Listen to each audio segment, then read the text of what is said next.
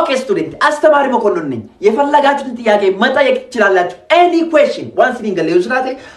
ነጋፈችሁ ለእንደሱ? As teacher, one angle is ነጋፈችሁ መርባዳ. Okay, wait, continue. Innisi nuti barattoonni akkatti tabasgoofnee barannu dhabaa jirra. Maaliin akkatti tasgabboofteen barannes godhe? Ila barattoota nagaarratti dhukaasni garaa banamaa jira. What dhukaasa akkamii? Dhukaasa gurguddaa kan gurra namaa fi funyaan namaa akkas godhee duuchuu dhagaa jirramu. Dhibee biraa fituuf hin saaxilamini dhukaasni akkasii kun nurraa dhaabachuu qaba. Anuun dubbanne malee dheengadda mana koo keessa. Utuun ciisaa jiru dadhabee siree kooratuun ciisaa jiru gola kooti. Dhedhee dhokka hojii jalqabe. Maaltu tokkaati jira? Fandishaa dhakaa. Maal taatan ijoollee maal keessa nama galchuu barbaaddu sini? Dhukaasni akkasii kuni nurraas dhaabachuu qaba. Dhukaasa fandishaa duwwaatu hin taane dhukaasni innan jedhu si dhaabachuu qaba. Maa inni natti jettu immoo dhukaasa isa kamiin jedheen?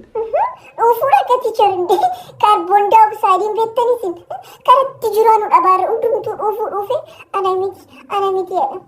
Utuu sagalee isaa gadi qaban illee nama dhibu. Akkatti rafnullee dhabaarra nuun kilaasii keessatti gaafa xinnoo mashee gadi rafnu ta'uu godhanii hirribaa nu kaasu. Barumsa duwwaa hin taane hirriballee dhabaarra nu. Karatti raftu dhabde miti?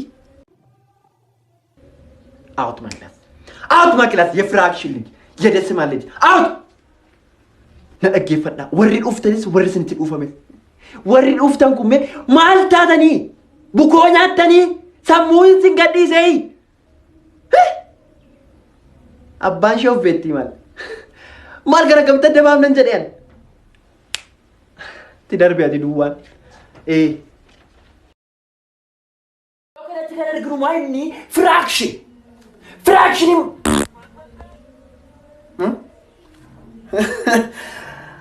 Dhukaasa jalqabdanii yarras.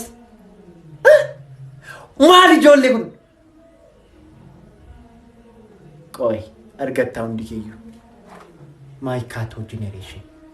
Okay, listen. Maal jedhin naafadhee?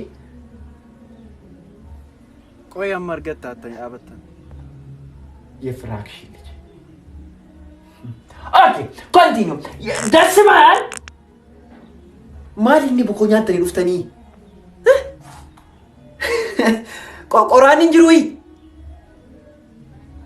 Maal ijoollee dhufuuf inni barumsa dhiibnaan sin qaruu dhiibnu.